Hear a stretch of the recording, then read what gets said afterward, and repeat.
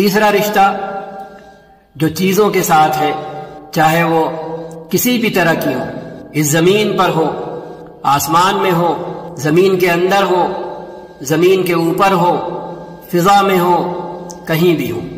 پھر وہ دیکھے گا کہ ہمارا چیزوں سے تعلق اس اصل تعلق کو متاثر تو نہیں کر رہا ہے، خالق کی دی ہوئی کرنے والی ہدایتوں اور خالق کی دی ہوئی نہ کرنے والی ہدایتوں کے مطابق ہے یا نہیں ہے۔ اگر ہے تو ماشاء اللہ سبحان اللہ، اگر نہیں ہے تو پھر یہیں سے وہ یہ سمجھ لے کہ وہ اپنے خالق کے ساتھ چیزوں کو شریک کرنے کا خدائی میں اور چیزوں کو اپنے اصل خالق اور مالک کا پارٹنر بنانے اور حصے دار بنانے کا معاملہ کر رہا ہے، پھر خود سمجھ سکتا ہے۔ پھر لمبی لمبی انسانی بحثوں اور انسانی عقلی گدوں کی ضرورت پھر نہیں ہوگی، کیونکہ یہ دو دو چار کا معاملہ ہے۔ ہم ہمیشہ کہا کرتے ہیں، اور آج کی زندگی کو سامنے رکھ کر جو زندگی ہم برت رہے ہیں، جس طرح کی چیزیں ہم استعمال کر رہے ہیں، تو ہم دیکھتے ہیں جس کمپنی نے جو چیز بنائی ہوتی ہے اسی کمپنی کی ہدایتیں اس چیز سے وابستہ ہوتی ہیں، اور ہم پابند ہوتے ہیں کہ اسی کمپنی کی ہدایتیں اپنا کر اس چیز کو ہم آپریٹ کر سکتے ہیں، استعمال کر سکتے ہیں۔ اگر ہم ایسا نہیں کرتے تو پھر ہم اس چیز کے ساتھ زیادتی کر رہے ہوتے ہیں، اور کمپنی کی ہدایتوں کے ساتھ بھی زیادتی کر رہے ہوتے ہیں، اور جب نتیجہ منفی نکلتا ہے تو کمپنی سے جواب آتا ہے کہ بھائی آپ نے ہماری ہدایتوں کی پابندی نہیں کی، آپ کو کرنا کچھ تھا، آپ نے کیا کچھ، یہ اس کا نتیجہ ہے، لہٰذا ہم بری الذمہ ہیں۔ دور نہ جائیں، صرف موبائل کی دنیا کو لے لیں۔ آپ کے پاس ایپل کی ڈیوائس ہے، ایپل کا موبائل ہے، ٹیبلٹ ہے، تو آپ سیمسنگ گائیڈنس یوز نہیں کر سکتے۔ آپ کے پاس سیمسنگ کا ہے تو آپ ایپل کی ہدایات سیمسنگ کی ڈیوائسوں پر استعمال نہیں کر سکتے۔ یہ موٹی سی بات ہے۔ تو جب چیزیں پابند ہیں اپنی بنانے والی کمپنیوں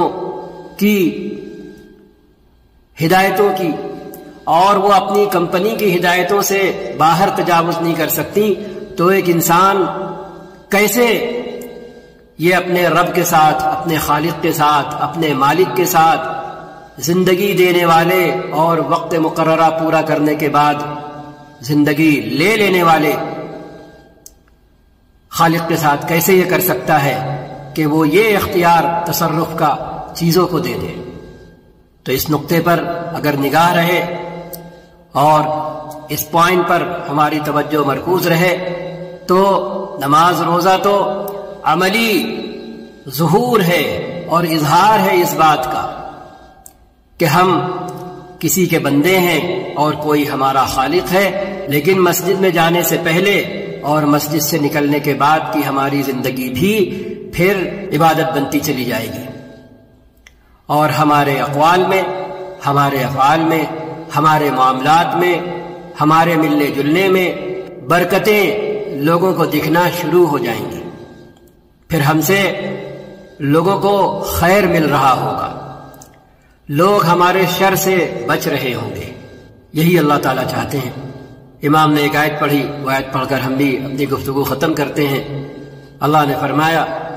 قل ان صلاتي ونسكي ومحياي ومماتي لله رب العالمين لا شريك له وبذلك امرت وانا اول المسلمين قل اغير الله ابغي ربا وهو رب كل شيء ولا تكسب كل نفس الا عليها ولا تزر وازرة وزر اخرى ثم الى ربكم مرجعكم فينبئكم بما كنتم فيه تختلفون۔ اے نبی آپ کہہ دیجئے، آپ یہ اعلان کر دیجئے کہ میری نماز، میری عبادتیں، میرا جینا، میرا مرنا سب للہ رب العالمین، اس اللہ کے لیے ہے جو سارے عالموں کا، اس پوری کائنات کا تنے تنہا رب ہے، سسٹینر ہے، اس کائنات کا بنانے والا اور پھر اس کائنات کی تمام ضرورتوں کا پورا کرنے والا ہے، ڈائریکٹ اور انڈائریکٹ دونوں طرح سے۔ لا شریک لہ، اس کا کوئی ساجھیدار نہیں ہے، اس کا کوئی شریک نہیں ہے، اس کا کوئی پارٹنر نہیں ہے۔ ہاں، اس کے اختیارات میں، اس کی خدائی میں، اس کی صفات میں کوئی پارٹنر نہیں ہے۔ وَبِذَلِكَ أُمِرْتُ، اور مجھے انہی باتوں کا حکم دیا گیا ہے کہ میں یہ اعلان کرتا پھروں کہ اے لوگو، میری نماز،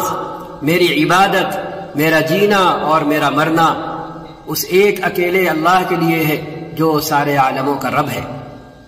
وَأَنَا أَوَّلُ الْمُسْلِمِينَ، اور میں ہوں سب سے پہلے اسی ایک اکیلے اس کائنات کے رب اللہ کے سامنے اپنے آپ کو ڈال دینے والا، اب اس کے سامنے اپنے آپ کو سرنڈر کرنے والا، اس کے حضور اپنی خواہشیں، اپنی مرضی، اپنی چاہتیں